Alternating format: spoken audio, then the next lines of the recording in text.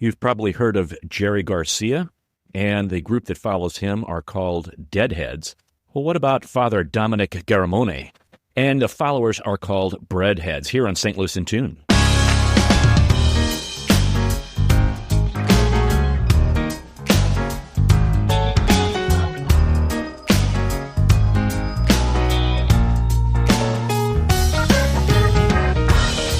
Welcome to St. Louis in Tune, and thank you for joining us for fresh perspectives on issues and events with experts, community leaders, and everyday people who make a difference in shaping our society and world.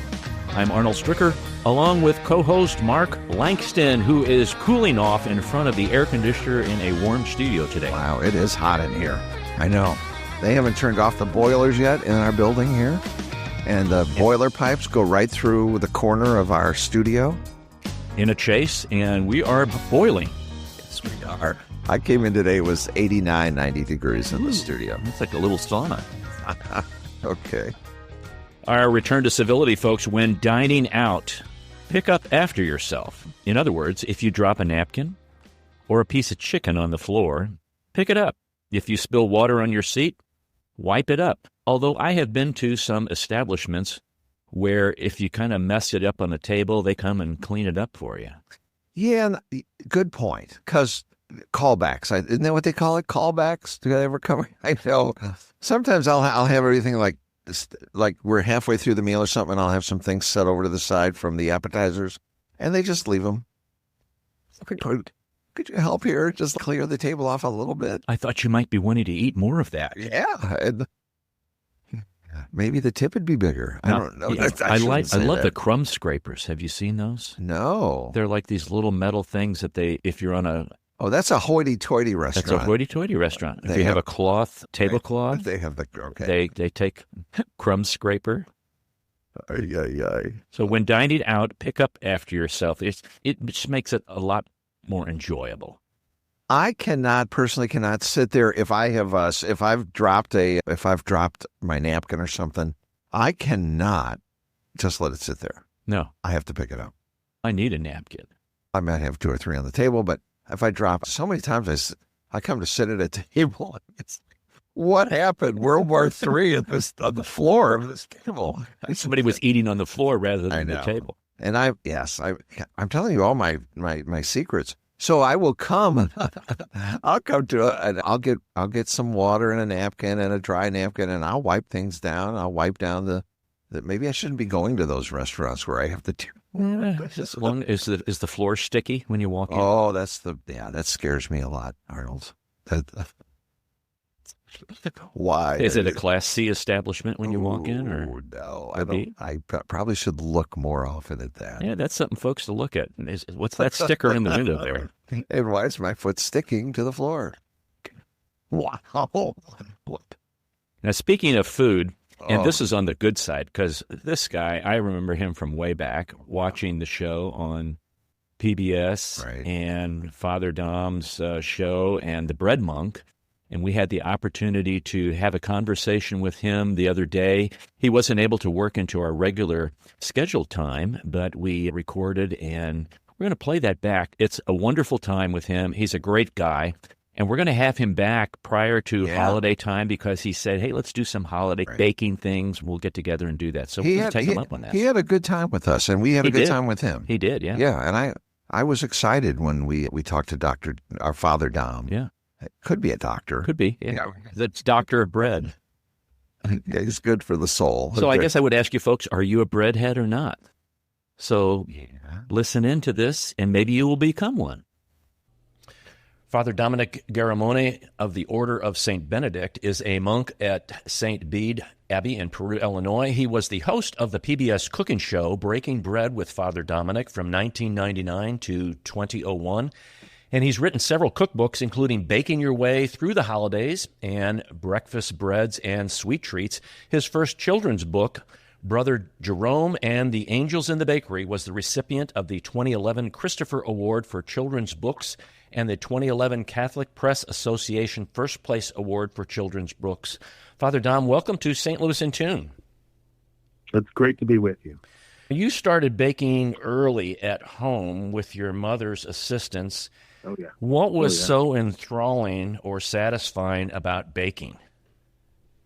So I remember my first experience of baking, and it was baking solo. We were always in the kitchen, and my mom used the kitchen like a classroom. If you were learning to count, she'd say, "Okay, I need 4 eggs. Who's going to count for me?" Or if you're learning fractions, she'd say, "We're using 3/4 of a cup of sugar, but we're going to double the recipe. How much is that?" Or if you were learning to tell time, she'd say, "Okay, the cookies will be done in 12 minutes. What time will it be then?" So we were always in the kitchen with her, and it was fun. We really enjoyed it. But for me, I baked bread for class in fifth grade. We were supposed to do something from a French-speaking country. And because my mom baked bread all the time, she said, "Oh, we'll make French bread. That's really easy." And what? Most people would say, "Oh, let's make French toast. That's easy." But she said, "Let's make French bread." And so I made baguettes, traditional baguettes, like they make in France. And I brought them to school with a pat of unsalted butter, like they have in France, and some homemade apricot preserves. And I put it out in front of the class. And there was nothing left but crumbs. There were only 11 people in the class, and we ate 2 loaves of bread. So there was this payoff. Like other kids had brought stuff that people that didn't get finished off or people didn't particularly like, but they loved the bread. And I thought, wow, this is fun. And watching the dough rise, and there were kind of aspects of it that were really enjoyable. So I really started getting into baking very early on. And then all through grade school and high school, when we did Fiddler on the Roof as the spring musical, I brought 2-foot challah, traditional Jewish bread, to the cast party. Everybody else was bringing chips and soda. In college, I would bake bread in the dorm kitchenette, and then guys would come by, and I'd say, "Hey, bring some lunch meat, bring some cheese," and we'd have a little sandwich party in my room. So I just did it all through high school and college. And then when I joined the monastery, the monks found out that I could bake, and they started leaving recipes in my mailbox.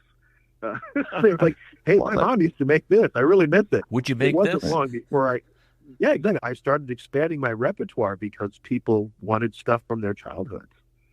Now, There is nothing like homemade bread, I have to tell you. You're right. And so many of our memories of homemade bread are so tied to a particular time in our life where we felt safe and loved, or we didn't have responsibilities, or a person that's no longer with us, or they're tied to our heritage or a particular holiday. And yeah, bread is almost always nostalgic, way more than, say, burgers on the grill are. There's a certain nostalgia that's always associated with baking. And the whole process of doing it, of being together in the kitchen and help me with the flour and getting it ready and everything and watching it. Oh, yeah. I don't remember my mother ever saying, "Get out of the kitchen, I'm working." She was like, "Get in here and beat these eggs." Help me out. So, that sense of togetherness, yes, 100%. And as I have said before, the word company or companion comes from the Latin cum panem, with bread. So our company, our companions, are those we break bread with.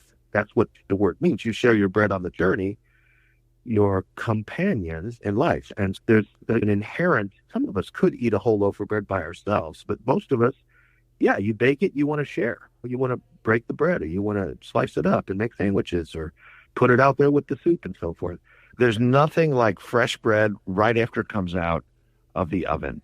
I will say though, I think a 10-minute wait is better because it's still warm.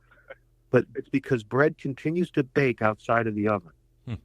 And so the interior is still warming up and finishing off, and it's still giving off moisture and so forth. So about a 10-minute wait before you slice, you'll actually like it even better. That's just been my experience. We had a monk community, Father John. He could tell from the smell on the 3rd floor of the monastery when 10 minutes out of the oven had elapsed. Oh, my gosh. Like he had it to that much of a sight. He would show up at exactly the right moment every time I baked. You sure he didn't have a video camera in the kitchen there watching? He knew the smell. That okay, bread's ready to be sliced. And I can show up almost invariably at the right time. Quite remarkable. Our culture has changed quite a bit from when you and Mark and I were growing up, where maybe our moms made bread And now it's mostly store-bought. I know we're in a different society and culture where we want things instantly, but this whole process of baking bread, some people think it's a little complicated. Sort that out for us a little bit. How complicated or how easy is it, and what do you need to make bread? There's two things that scare people about bread making. One is yeast, because it's a living organism. And people say, oh, I think I killed the yeast, or I don't know if my yeast is expired. You know, there's all sorts of aspects of it that can be difficult like that.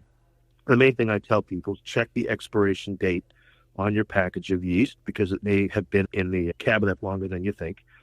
And then also, whatever liquids you use with the yeast should never be warmer than the kind of like baby bath water or baby formula, because that's the actual perfect temperature. About 100 to 110 degrees is the perfect temperature for getting yeast to multiply, to wake up and multiply. And so your liquid should never be any hotter than that. I think that's where some people run into trouble with yeast. The second thing is the process of kneading can be difficult for a lot of people. That's why I'm really glad, actually. I wasn't at first, but I'm really glad that people are getting stand mixers with a dough hook. Because if that's the way you're going to get bread into your house, you don't want to knead by hand, but that's going to get fresh homemade bread into your house. God bless you. Go ahead and use that dough hook. I was fortunate that I learned my kneading technique when I was 11. So I've been kneading a very long time. But if that's something that's difficult, then I say people, yeah, absolutely, go ahead and use the stand mixer.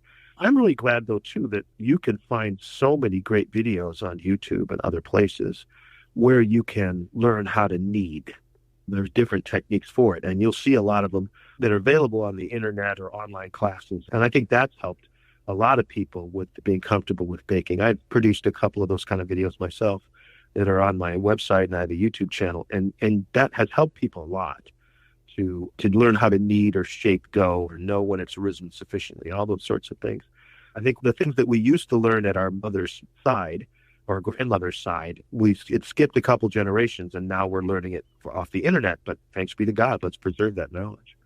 We're talking to you about the Thursday Night Pizza book, and it's the second edition.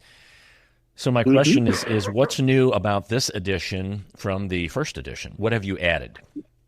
I've added some recipes or pizza variations on pizza that I hadn't before, because I started doing big pizza parties. I started doing fundraiser pizza parties that were like gourmet. So I was making things like velouté sauce with chicken and broccoli, or I was doing a sherry cream sauce with ham and shallots, and then you'd put grapes and drizzle it with honey, the things that were out of the ordinary. So I wanted to share a lot of those kinds of recipes. But then also the popularity of backyard ovens made me realize that there's a whole group of people out there who want to start baking and baking better. And they might need some guidance about the dough, because the dough that you use in your oven at home is probably going to be different than the one that you use in your backyard oven. Explain that. Yeah, we could do a whole show. Yeah, we could do a whole show just on dough because of the variations that are out there. But most people, when they make dough, or when they used to make bread at home, they were making it in their oven. The oven only goes up to 500 degrees at max. And you use a pizza stone, okay, to make really good pizza. For that kind of dough, you could do an American-style dough, which American-style dough usually has a little milk in it, or sometimes a lot of milk in it, and a little more sugar and oil, and in addition to the flour and the yeast and salt. And that tastes a little more like bread and browns in the oven at that 500 degrees perfectly, crisps up, all those kinds of things. A lot of people who are doing backyard pizza ovens, either wood-fired or with chips or pellets or propane, might happen to be propane, that oven might go up to 700, 800, 900 degrees. Wow. If you use a milk-based dough, that's going to burn, or it's going to be dark on the outside and not done in the middle. And you won't get as good of a result. And that's difficult for people. And they get mad, they spend hundreds of dollars on this thing, they can't get it to work. It's really a matter of the dough.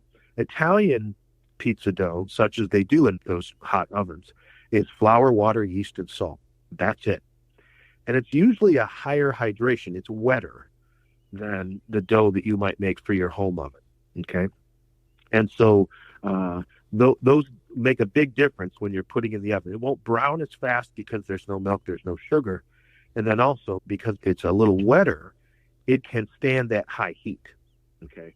Now, a lot of Neapolitan dough recipes, you make them with a fantastically small amount of yeast, sometimes as little as a half a teaspoon of yeast, rather than basically a scant tablespoon in a package normally. So you might only use like a half a teaspoon or a teaspoon of yeast, and then sometimes it might rise for 3 days in the refrigerator before you use it. And that gives a certain quality to the dough that is perfect for that wood-fired oven or pellet or propane oven in your backyard at those higher temperatures. And so I wanted to have a whole section just on backyard ovens and what they were like. And there's tabletop models, there's big models, there's small ones, there's portable ones. I just thought people needed some kind of primer to be able to understand that a little better. I've had a lot of people contact me and say, all along, I didn't know the problem was the dough, and now it's going great. And so many people, including my own cousin, by the way, who said, I couldn't figure out what was wrong. I said, oh, it's just a dough problem. So I said in my recipe. We have a propane pizza oven in our backyard. Really nice. We love it. Everybody makes their own little pizza, so it's a wonderful time for the family to get together. But we have struggled with the dough, and we found that, I hate to say this, you may hang up on us, but we went out and bought store-bought, already made dough, and it just doesn't work right for us. There are lots of people who live near really good pizzerias that's a good option for you, because it must be admitted, it's a certain amount of work to get ready to make pizza. You got to be intentional and plan. You have several days around it, really. And so I understand why people would go ahead and get something made commercially or that's provided by a local pizzeria. We tried doing it ourselves, and we haven't given up on it. We keep trying, but we always have that store-bought standing by, so we can at least have a few pizzas. Yeah. You know what? I used to be really snobbish about this stuff. I used to be really snobbish about bread machines. Those first came out just before I started my TV show. Those had just started the big rise in popularity right about then. And I was an abomination unto the Lord. Terrible. And because I was believing that the important thing was get your hands in the dough. Now, from like a personal therapeutic sense, absolutely. Putting your hands in the dough, kneading, the rhythm of it, the patience of it, those are all good for our soul. But then I was told by one of my sponsors, hey, 50% of our income comes from bread machines. Don't be bad mouthing them on camera. I'm like, okay, duly noted. But then after I started doing events and book signings and all that kind of stuff, people were coming up to me and saying, hey, I have arthritis, and I'm so glad that you have a bread machine version of your bread because I can't make bread. Or I have a child with special needs, got special dietary needs. I'm a single mom with 2 kids. Being able to just turn the machine on and walk away, know I can feed my kid healthy bread that I can't buy at the store.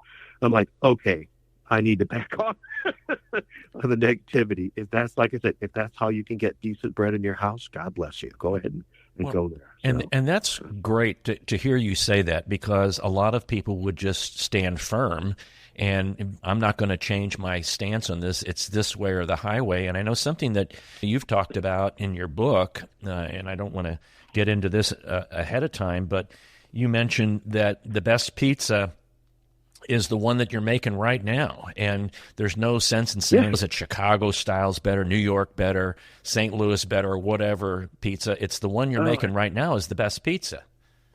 I hate pizza snobs. Oh, they drive me crazy. They're like people who just let it as if somehow this is a hill to die on. Like it's not real pizza because you can't fold it in half. That's some New York guy, or that deep dish is the only way to go, or whatever. I have had all of those kinds of pizzas, and I love all of them. I've had some pizzas in a gas station that were pretty darn good, surprisingly. You get a slice on the way. That might be just because hunger is the best sauce, but there's no reason for people to be snobbish about it and make somebody else feel bad about the way they do it, or especially with regard to, it must be this kind of flour or whatever. Yeah. The flour can make a big difference. Certainly, a flour with higher protein, I think, is always the way to go because the protein gives the dough better structure, and you get that kind of nice poofy crust. And if you want those big kind of classic holes that you see in an artisan crust, yeah, that's better with a high protein bread like bread flour. You're better off using that sort of thing. But I made all-purpose flour pizzas for a decade before I ever wrote my first cookbook. and they all turned out great. I've had, so many people tell me this is the best pizza I've ever had in my life, and they say the same thing when they do it at home. They say we've never had better pizza than the stuff we make by ourselves. So, it's more a matter of the freshness of it and the freshness of the ingredients, and I think the pleasure of doing it yourself can certainly add to the taste. A friend of mine just recently had a party at his house, and one of the things that people find difficult in a backyard pizza oven is having to spin the pizza. Do you struggle with that at all? Like you have to spin it in the back of the oven. You know what I'm saying? Right. Yes, we do. We slide it in, and then we try to flick our wrist a little bit to get it to move. And the reason people don't realize when they buy it as the oven, they may not be aware of this. The heat source is only on one place, either the front or the side or the back of the side, depending upon the model or the size of it. And if you leave it without rotating it, then it will burn on one side, and the other side will still be raw. So it has to be rotated within the oven itself.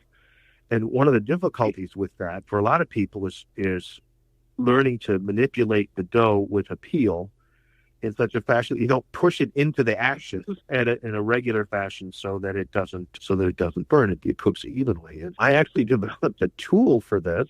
There's pictures of it in the cookbook, where I took a pair of long-handled barbecue forks, the kind with two tines, and I simply bent the ends of them.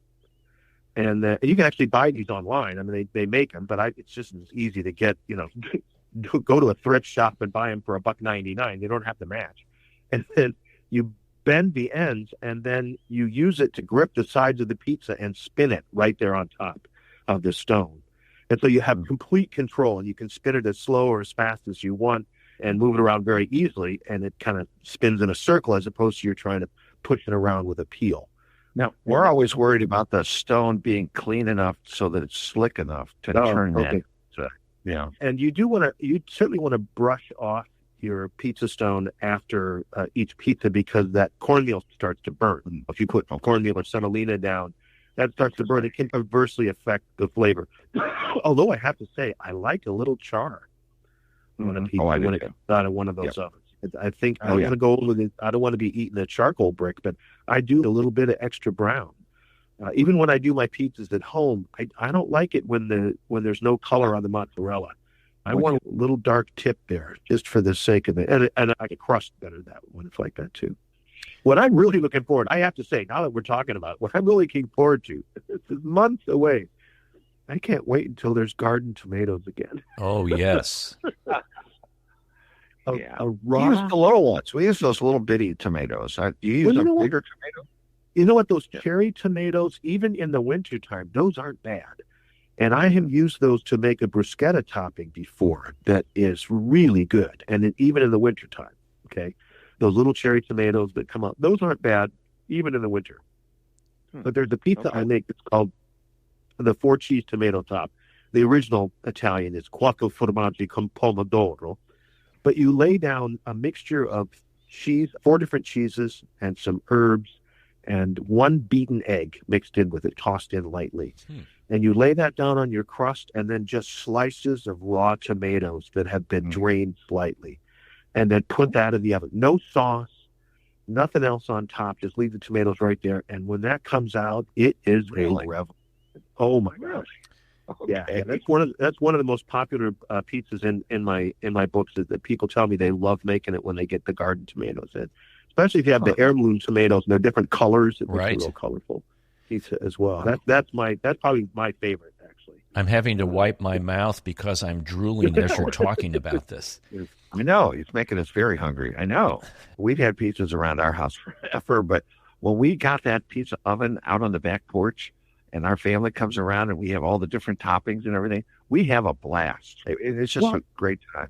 Once you get the dough rolled out, you can get your 6-year-old involved. And so, everybody can be a part of putting things on their pizza. And that's a great delight for everybody. It's so entertaining. Now, part of it for me is trying to teach people how to toss the dough. Every family should videotape that. Should get their phones out when somebody's trying to learn to toss the dough, because there's always a I Love Lucy moment. We haven't done the larger pizzas yet. We do the smaller ones. Everybody makes it and they share with everyone. We have not really ventured into a larger pizza, medium-sized pizza. A lot of the backyard pizza ovens out there won't do much more than a 12-incher. And so that's still pretty close to personal pan size, our personal size. And the 12 is about the limit. There's some larger ones that'll do a 16. They're a lot more expensive. And once they're on your patio, they are there. There's no moving them around. I kind of like the fact the one that I have is portable. And so I can take it to a buddy's garage. I have a friend who has one of those big green egg that can be used for one of those. And he uses that to make pizza. And so we actually have a plan to do that once it warms up a little bit, his garage. And I'm going to bring mine over and he's going to fire up his and we're going to do pizza. He has a large family, large extended family. So this will be quite the party, I think. But I like that sort of thing, bringing people together and experimenting. It's just a great way to make a meal more than just refueling. It absolutely is. It absolutely is. We're going to come back and hear the rest of our conversation. It's Arnold Stricker with Mark Langston of St. Louis in Tune. We'll be right back.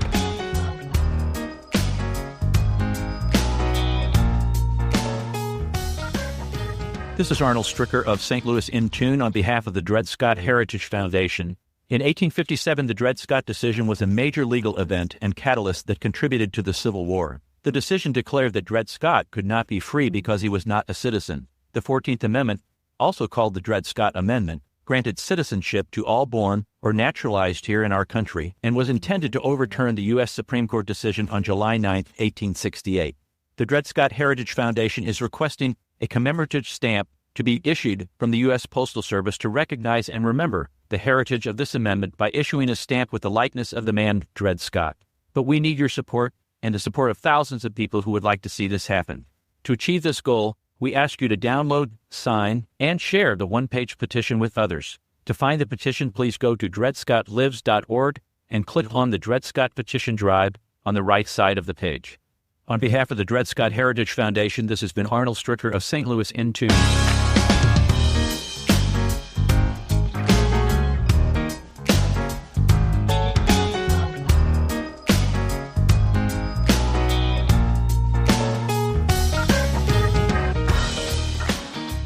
This is Arnold Stricker with Mark Langston of St. Louis in Tune. We're talking to Father Dominic Garramone about his updated book, the second edition, Thursday Night Pizza. And Father Don, one of the things I really appreciate about this book, people are just going to think, well, it's just pizza. The contents are pizza basics, crusts and sauces, appetizers, pizzas, and desserts. There's also a red sauce, white sauce, no sauce, and plus you have notes in here on each pizza that you talk about or each appetizer. You say, I'll be perfectly honest here. The reason I serve this pizza to the brethren is so that I can eat the leftover topping with crostini as I work. I love that honesty. I love that honesty. Absolutely true. Absolutely true. That's the thing is that when you throw a pizza party, you want to have a little something for people to nosh on ahead of time, and you want something a little sweet. I was at a buddy's house, and he's got a big backyard wood-fired oven, chimney and all.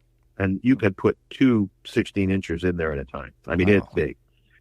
But he has this thing that he saves one big piece of dough, and he rolls it out fairly thin, and then just brushes it with melted butter and puts on cinnamon sugar and throws it in until it's bubbly. Yes. And that's dessert. That's dessert. A little bit of French vanilla ice cream. Holy smokes, you'd think something that simple, like you've had cinnamon sticks from some commercial pizza, and they're okay, but they're too much. They feel like too much. This is just enough. It's just the right amount of dessert. It was a revelation. I had never done anything like it before. And I do it now myself because it's just a great way to get a little dessert at the end of a meal. I'm a great fond for biscotti as well. I think that's always a great ending to a pizza meal because they're fairly light. And you can, a small dollop of ice cream with that and a biscotti or two seems like a good ending to a meal. Or if you wake up in the middle of the night and just want a little something. Yeah. I'll tell you, one of the things that I'm working on right now is, I don't know if people know what pizzelles are. A lot of people in St. Louis, I'm sure, do. It's those crisp cookies, usually anise flavored, that are made in like a thin waffle iron. You make it very thin. And they're usually a flat cookie sprinkled with powdered sugar. People make them at Christmas mostly. I discovered that you can make those in a variety of flavors And when they come off the iron, roll them up around a cannoli tube, and you can fill them with cream. Oh my gosh! So it's easier than cannoli. Cannoli have to be fried, and the dough takes longer, and it's a little messier. Those pizzelles, you can make 60 of them in about an hour and a half. So you just roll them up on a cannoli tube. They firm right up. It slides right off, and then you can fill those. I made them at Christmas with gingerbread flavored pizzelle, and then I filled them with cinnamon cream. And they were a revelation, let me tell you. So I'm thinking that's going to be my new go-to dessert for pizza parties. It's going to be thinking ways to use that. I'm going to go back and write that down and try that. That sounds delicious. And I'm embarrassed to say that's not in the book. I wish I had got that recipe sooner, but I just started doing it this Christmas. That'll be ready for a third edition then. That'll be ready for the third edition, yeah. So when I get my pizza podcast, yeah. Thursday night pizza. It could be any night pizza, but why Thursday night pizza? Well, in our community, we have a tradition for Thursday nights is the night to have a little card party and have snacks. And so people play Uno it used to be, it had some older members used to play bridge. We don't do that now. But it's just a night when you have a community night. And so I thought, we'll name it after that because that's where I really learned to make pizza. Our father, Ronald, who is Italian, and he spent a lot of time in Europe, went to school there. And he started making pizzas for the community, but he didn't like making the dough. So he brought me on board to make the dough. And then the next thing, I'm like making my own sauce from the herb garden. And okay, it's all yours. And I just started creating recipes for the community. That's where I got the idea for that Italian beef pizza that uses the garlic beef, but the bottom layer is smoked mozzarella. I love smoked cheese this pizza. So you smoked mozzarella over your sauce, and then the garlic beef, and then your lightly sautéed green pepper and onion, and a layer of provolone on the top of that. It's like getting an Italian beef sandwich and pizza at the same time. I served this once at a Super Bowl party, and people stopped watching the game. It's like it was no longer important which down it was because I wanted to get some of this down my belly. It was quite remarkable. I've also been enjoying experimenting with like hotter kinds of pizzas. Sometimes people ask me, can you make something like really hot?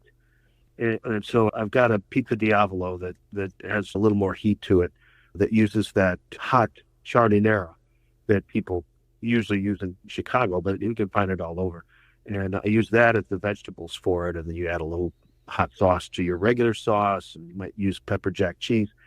And a lot of times I've served that to people, and they say, wow, that is not as hot as I thought it was going to be, and it's really good. So that would be a way to experiment with, put a little heat in things without overdoing it. I've had hot things before. Like I went to some place to get a hot meatball sandwich.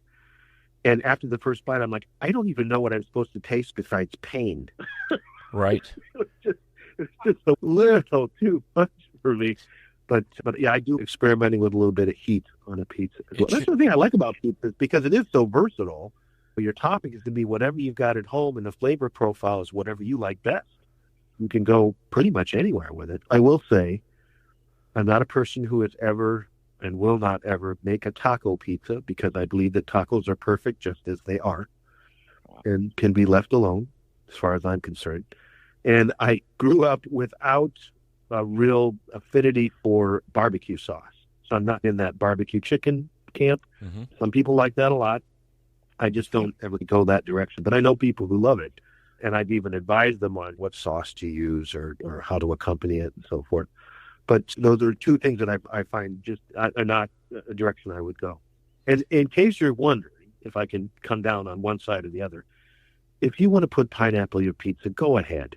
I love it. That's something arrogant. That sounds like you're not all for that at all. I'm a little cautious because it's possible my Italian grandfather will rise out of his grave and beat me. But I have to say, if you really feel that you want to do, but if you're going to do that, please use fresh pineapple. Use fresh pineapple and a slightly higher quality of ham.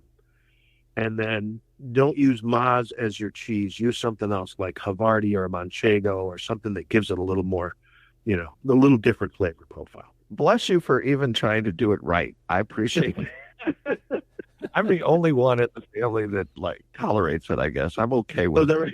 It's not my go-to pizza, but I'm okay with it. But, yeah, I've had it. I think I've eaten it once in my life, and it was not bad. I thought it could be improved by fresher pineapple and a different cheese. Right. That's my take on it. There you go. At the beginning of our conversation, you talked about the word companion, and my question is, how is baking a spiritual experience? Because you talk about that a little bit in an interview that you gave with someone. Oh, yeah, because first off, just because there's a nostalgia element to it, there's a certain way it feeds your spirit. But there's a certain aspect of baking that also is outward looking. Like I said, we usually bake bread and share it with somebody. And so there's a sense it's a generous act to bake bread. That's a spiritual thing. Now, from my standpoint, as a Roman Catholic and a Christian, the importance of the bread of life and the Eucharist and so forth just adds a whole nother layer to it. So I'm thinking about the multiplication of the loaves. I'm thinking about the Last Supper when I'm in the kitchen kneading or shaping the dough. I think that's becomes part of it. I'm thinking of a lot of Bible verses that talk about bread, and so that's kind of part of my interior landscape that just comes to my conscious mind when I'm baking. But I think the main reason it seems like a spiritual experience, even apart from a religious experience, the main reason it's a spiritual experience is because it is outward looking, because you make bread to share, you make bread to break bread, and I think that's a really positive thing. And as I said, there's a therapeutic aspect to it in that you slow down and you have to be patient and the dough has to rest. And there's a physical aspect to it, with the kneading if you knead by hand. And there's an attention to detail that is a good thing that also can get our minds to focus when we're feeling scattered. All of that, it's better than aromatherapy because you can't eat a lighted candle. Right. You don't want to try either. Yeah. And when you're done, then when you're done, you have a tangible object that can be admired and shared. Well, yeah, that's a deeply spiritual experience. It's like the way that a person might have a spiritual experience while crocheting a sweater for a loved one, or sewing a garment of some kind. You make a layette set for a baby. That's an act of love. So it's that same thing that you're baking I feel, is always outward looking. And therefore, it's a way that nourishes your spirit and somebody else's. You've embraced this bread making and being a bread monk, and I would even add like a bread head. You're the Jerry Garcia of a deadhead. You're the breadhead guy. And maybe you should get some psychedelic shirts when people come to see you. But you've embraced this in a very humble way. And when you started this, did you think this would end up where it is right now, and where's it going to go? I wasn't, when they first came to me, they said, somebody had mentioned my name to the producers in St. Louis at the public television there, and they said, we want to hear more about this monk guy. So they came to watch me teach. They wanted to see, what do you look like live and without a net as a teacher? And so they came, I'm not kidding you, without changing my lesson plan or curriculum, even by a day. They showed up on the day that I did the multiplication of the loaves. Oh, boy. And so when I teach that class, I talk about different kinds of bread and how they symbolize different kinds of Christian ministry. If you put yourself in the reading, you could be Jesus, or you could be one of the apostles or somebody in the crowd. But what if you're the bread? What kind of bread are you going to be? I actually wrote this into a book I wrote called Bake and Be Blessed. And what kind of bread you're going to be? You might be garlic bread, which means your faith is so strong it comes off of you like in waves. Or you could be caramel pecan cinnamon rolls, which means you just pour yourself out in generosity. So I'm naming all these different kinds of breads and how they symbolize different ways to be a Christian minister. And they're sitting in the back in the tiny desks, writing furiously in their suits. And then literally we went next door to my office after class and they said, yeah, you got it. We want to give you a TV show. Like, what? Okay. I wasn't real sure about it at first, but my abbot thought it was a good thing. He said, we can show people a 21st century monk in a way that show them what we're really like. You can tell monk stories and get people to understand our life. I thought, well, that's a positive thing. So I really went into almost not entirely under obedience. I was excited and enthusiastic about it and so forth. But for me, I thought, there's so many cool breads out there, and I was very enthusiastic. And a lot of the people who were involved in public television at that time said, "Oh, that sounds like a special. That doesn't sound like a whole series." By the time we were in our second season, we had 72% of the American market. Wow. In public television. So, because PBS stations can pick which programs they want to watch. There are some that go everywhere, like Antiques Roadshow, that's everywhere. Other programs, these programmers can pick and choose, and we did surprisingly well. Within 2 years, we were really doing well, and I certainly did not expect it to be quite so. I did not expect to be recognized in airports. Let's say that. Oh, that's great. I can see that Food Network picking you up. What was really funny too is that when I would do these media tours, I would be recognized in various places, and I had sometimes sitting somebody on a plane or whatever. One time I was in an airport. It was at the end of a media tour. It was a week long. I was so tired. I just did not want to be famous guy on TV. And somebody came up to me and said, "Aren't you Father Dominic?" And I regret, I had to go to confession afterwards. I said, "So many people have asked me that, but he must look guilty." Is he a Catholic cell? Paparazzi. I was just completely lying and not wanting to be. Okay, if you ever meet him, tell him I said hi. Oh, no. Just it was so wrong on so many levels, but I just want to be that. And I told a lot of people when I was on television, I would come home and still be responsible to clean the bathrooms on the third floor. Right. Still had to do my own laundry. It wasn't like I didn't go Hollywood or anything. I was living the life just like every other monk. I just had this other kind of side gig, and which I think turned into a kind of ministry. Absolutely. I had a woman write to me. No, I was at a food event there in St. Louis. It was in St. Charles. It was a food and wine show. And a woman came up to me. We had the meet and greet and book signing thing. And this lady came up to me, elderly woman, and she said, "I want to thank you for comforting my husband in his last illness."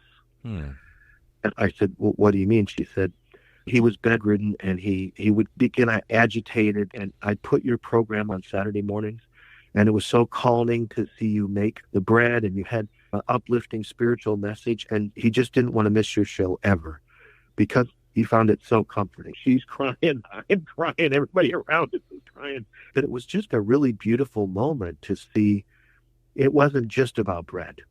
The show isn't about bread, really, and a lot of the stuff that I do is not about bread. I tell people that people do not need recipes. They need reasons to bake. Very good. It's not the recipe.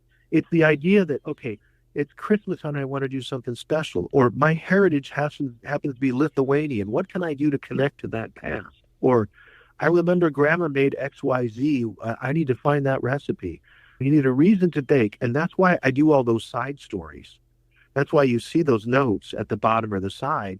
It's so that people read that and say, "Oh, I want that for my family too." And then they'll make the bread. It's not about the recipe. People look at the recipe and say, "Oh, that sounds good."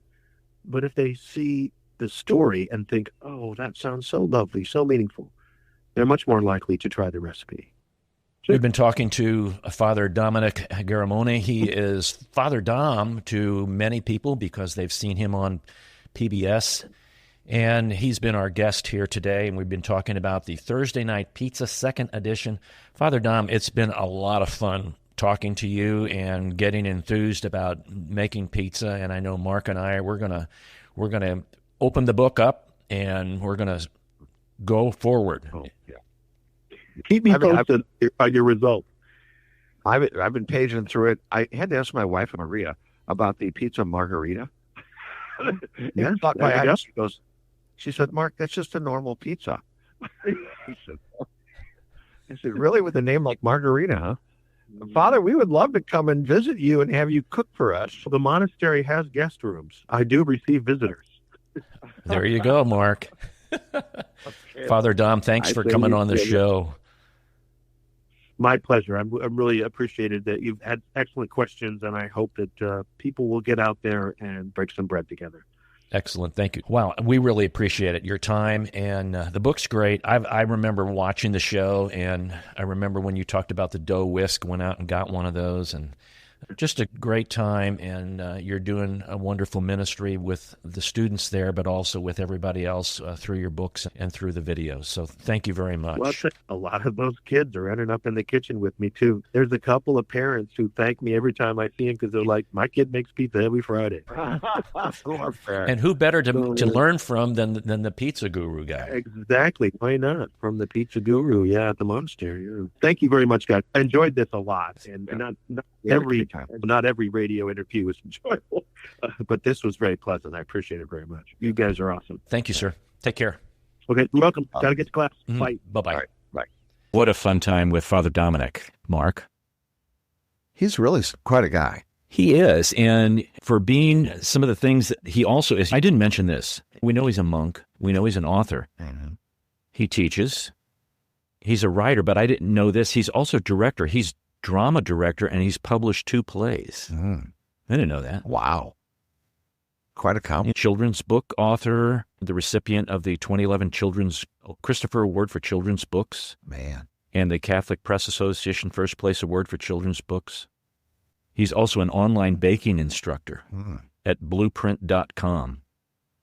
And even still does masses on Sundays. Yeah, he's just a really well-rounded guy, and he's very down-to-earth. He's not hoity-toity or stuffy, or he knows that, hey, everybody's the same, and this is who we are, and he does. His show was wonderful. His show was just, it was just like you were sitting there, like you knew him for a long time. But he also encouraged us to call him back around holiday times. I'm looking forward to it. I really am. And he was, too. I think he had a great time. And his book, get the book. It's really a fun book. Yeah, and there's more to pizza in there. Oh, yeah. There's sauces in there. Right. There's appetizers in there. Yeah. It's a fun book to look through. It is. So I have our word of the day, which is actually relates to food. And I never heard this before. I don't know, maybe you've heard this.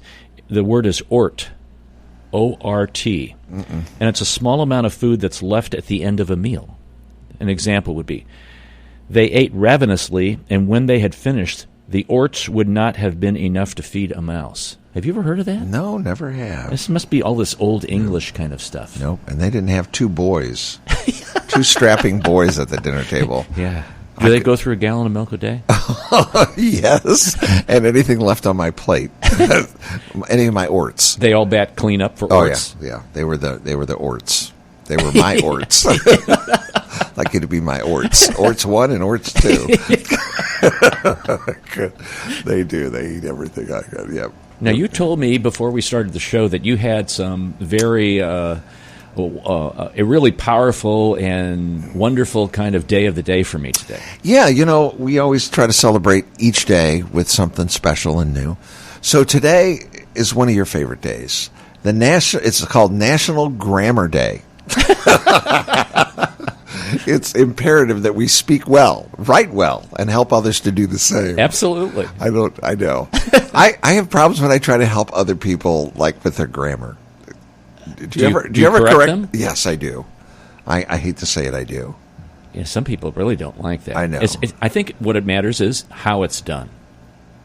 If they say it right away to correct you, it's like, rather than saying, I've heard it said that way, but I've also heard it said this way. Oh, see, you're much more. You could have been a politician. No, because I like, please, thank you, may I? May I? Right. It's can I? I can't. It's like, come on. Yeah, may I? Right. May I? Can I? No. I don't know. Have you ever? I know. Right. My parents were sticklers about it. My mom was an English teacher. I was going to say, at Webster College. Yeah. When it was the college. Well, that's where it comes from. I know, and so she would always she'd just jump right in. she didn't care. She didn't sugarcoat it at all. No, she never would. No. So yeah. So do you correct people? Oh, you said you do, like on a it depends, on what they're saying. Right. Sometimes, if it's kids, you want them to speak better. Yes, you do. Correctly. Uh-huh. If it's an older person, they're not going to mess with that. Yep. Let's see, what else do we have? A scrapbook industry day? I don't know. Well, some people are really into scrapping. Never did that. No, I didn't either. Ski day, waltz day. Do you waltz? I do not. Ever waltz? Never waltz. I have waltzed a couple times. A pound cake day. Do you like pound cake? I do. Yeah. Safety day. Pound cake safety day. I know. Sportsmanship day. Come on. Every day should be sportsmanship day.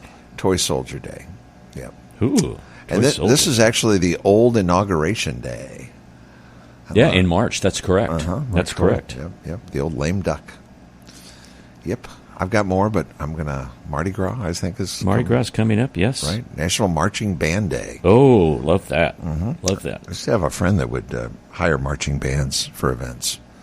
You'd be in the middle of the event, and a marching band would bust right in. You know, and that's the thing in being in band and being a band director. It's like whenever there's something in the community, get the band. Yeah. You know, it's like we don't have anything else to do, you know? What, are we at your beck and call all the time? Yes, they are. I know. Gosh. I know. Okay. So I have a couple funnies here. Okay. That and this may shock you, Mark, but what if grocery stores closed and we have to hunt for our food? I don't even know where Little Debbie lives. Oh, my goodness. Wow. You know it's a cold day when your teeth start chattering and they're still on the nightstand. Does that go with bridges, too? I got a bridge.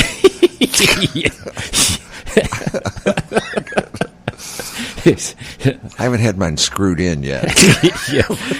To my children, don't make fun of me for asking questions about my cell phone. I once taught you how to use a spoon. Ooh, boy, that's so true. You know, here's a sign that said, what if I told you you read the top line wrong? Here we go. Win a free ride in a police car just by shoplifting from this store. Lucky winners can also get their name in the newspaper for their friends and family to see. Won't Mom be so proud of you?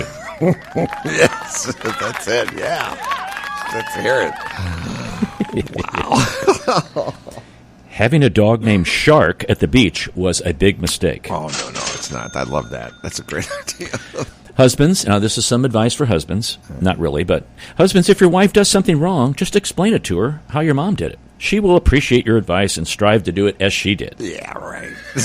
Sure. And yet again, this morning, no one was standing next to my bed saying, Your Royal Highness, here is your mimosa. I have a car helper. Where I drive. And today I found out that if you treat others how they treat you, they seem to get very upset. No kidding. That's really true, isn't it? I had a really good one. I can't find it. And you will receive some parting gifts from us. Thank you so very much. Thank you. That's Yep. Gosh, what's his name? Yeah, right. Hands on those buzzers, please, but please don't pop those buttons until an answer is exposed. Art Fleming. That's it. Thank you. I knew it would come to you. No, I was buffering. Not to brag, but I just got hired as a fitness model, and they hired me as the before picture.